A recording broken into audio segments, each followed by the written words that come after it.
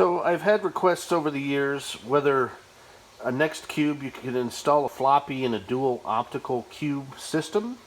So today I took the initiative to find out once and for all if this is possible, as I happen to have a stock of new old stock NeXT floppy drives. Pretty cool stuff. So there's the 4 holes on the bottom of the floppy that align with these 4 holes, and this is actually an original NeXT floppy mounting bracket. And normally the floppy would be on this side, and you'd have a dual slot with a floppy slot and an optical. Well, I happened to find a mounting bracket that is pretty darn close to the original NeXT mounting bracket, and I just had to, with the help of Matt, align the new with the old and drill these 4 holes to mount the floppy drive. And there's the picture of the mounting bracket. You'll also need a 12 to 18-inch floppy cable, and you'll see these connectors do not have any knockouts. Okay, that's important because some of them will have one of those pins knocked out, and that won't work with NeXT. You also don't want the cable to have any half twist, because a lot of floppy cables will have a half twist.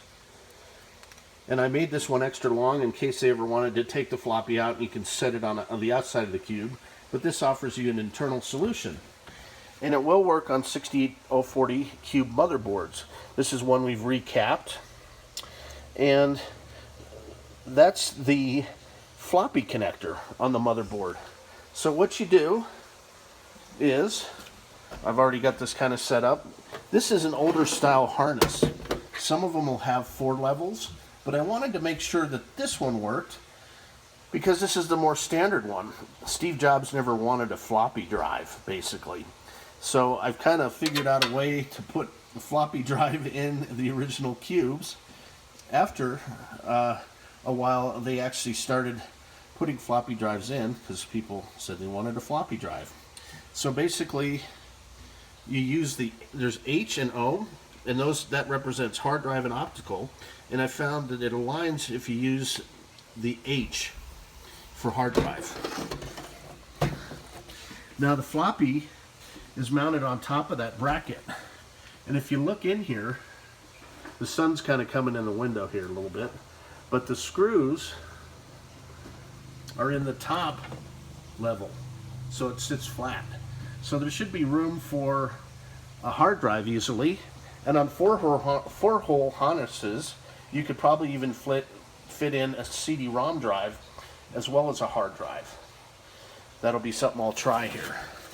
Now, it slides in to the cube.